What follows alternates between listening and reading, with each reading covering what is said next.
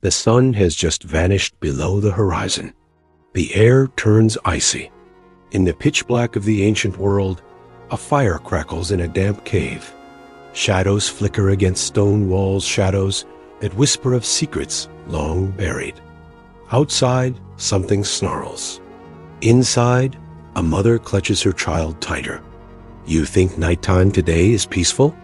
For cavemen, darkness was a terrifying world of predators, spirits, rituals, and sometimes each other.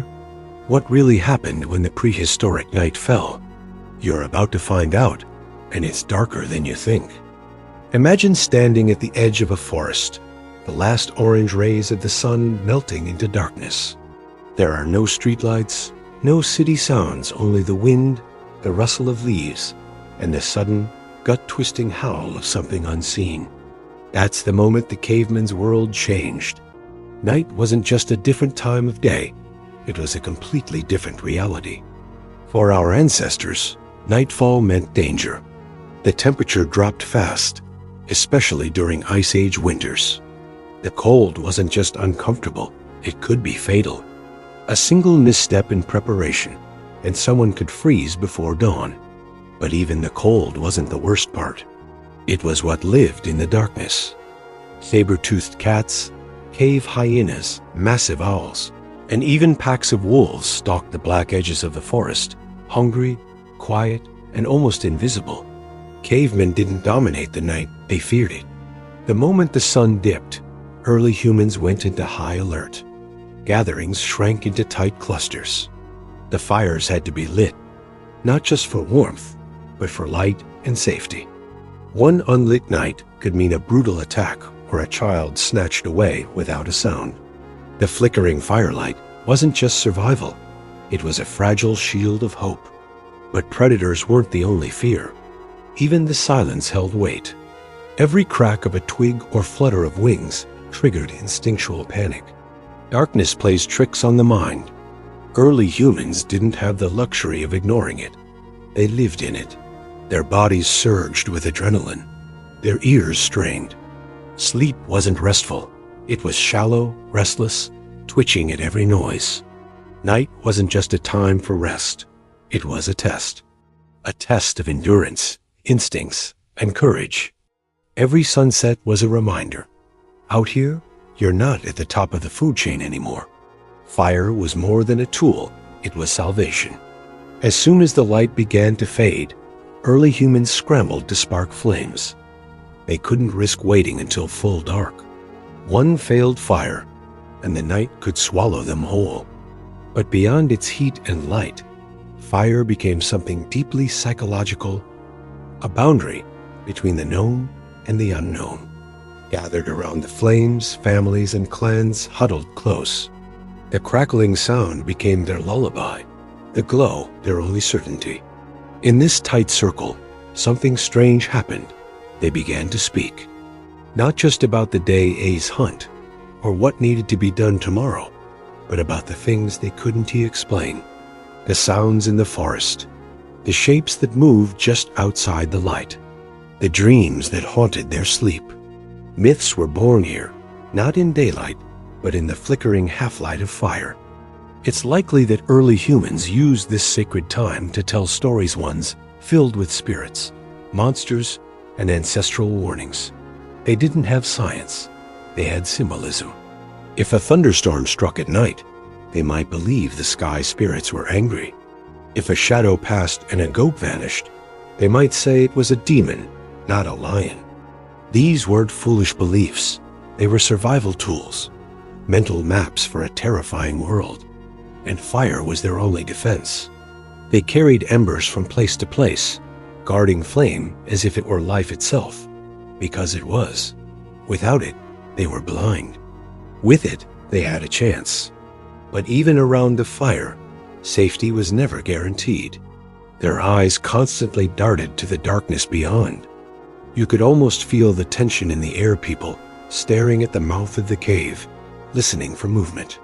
Sometimes they'd take turns keeping watch, and when they whispered their fears, those whispers turned into legends, ones passed down for tens of thousands of years. Because long before bedtime stories were cozy, they were warnings. The night wasn't peaceful. It was a haunted battlefield, and fire was their fragile shield. As the fire dimmed and the outside world turned utterly black, the cave itself transformed into a stage. Not all nights were spent in fear. Some were filled with meaning rituals whispered in the dark, symbols painted on stone walls, bodies moving in rhythmic silence.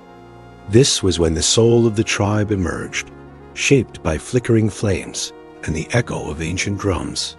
Inside those caves, archaeologists have found handprints, pigments, and carvings that suggest something deeply ritualistic, perhaps even spiritual, was unfolding. Nighttime was likely when the tribe connected to the unseen. Death was honored. Ancestors were remembered. Some may have danced, others sat in solemn stillness. It was a time to bond, reflect, and sometimes transform. And often, what happened at night stayed hidden in the shadows, lost to time, but carved into the stone like a secret only the dark could hold. This was also a time of reckoning. Disputes between tribe members, the complex politics of who would mate with whom, or how food would be divided, all of it may have been dealt with in the stillness of night. With daylight came the hunt, the work, the survival. But night, that was when emotions had room to breathe. In this silence, in this privacy, people could cry, confess, or conspire. And then there were the rituals we may never fully understand. Burial positions suggest intentional care. Bones arranged in circles, skulls placed facing specific directions. These weren't accidents. These were beliefs, repeated acts, born from fear, love, and mystery. Was it superstition? A way to cope with loss? Or something else entirely? And yet, despite all the emotion, despite all the meaning, the danger never disappeared. A single misstep, a dropped torch, a forgotten lookout, and everything could unravel. The tribe knew this. That's why even their rituals were quiet, secretive, haunting. So when we imagine cavemen lying back under the stars, peacefully dozing in caves, we're missing the truth. Nighttime wasn't rest. It was survival, connection, and something far more primal. It was a world shaped by firelight and fear, ritual and shadow. And for them, the night never truly slept. Now that you've stepped into the darkness of the Stone Age, you see it wasn't just about survival. It was about what survival did to the human soul. Night wasn't peaceful. It was a pulse-racing, bone-deep awareness that everything could end before the next sunrise. And yet, in those very moments of terror and silence, humans found something remarkable: ritual, storytelling, connection. They carved meaning out of fear. They turned flickers of flame into culture. And through all of it, they endured. The next time you lie in bed and hear a creak in the dark, or feel that ancient instinct to check the shadows, maybe it's not irrational.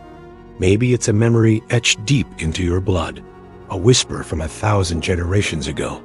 Because no matter how far we've come, part of us still remembers the night the way cavemen did, haunted, alive, and waiting.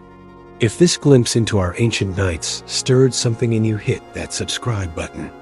There's so much more hidden in our human past, just waiting to be uncovered. Drop a comment below. What do you think was the scariest part of caveman nights? And if you're brave enough, share this with someone who still sleeps with the lights on. We'll see you in the next one.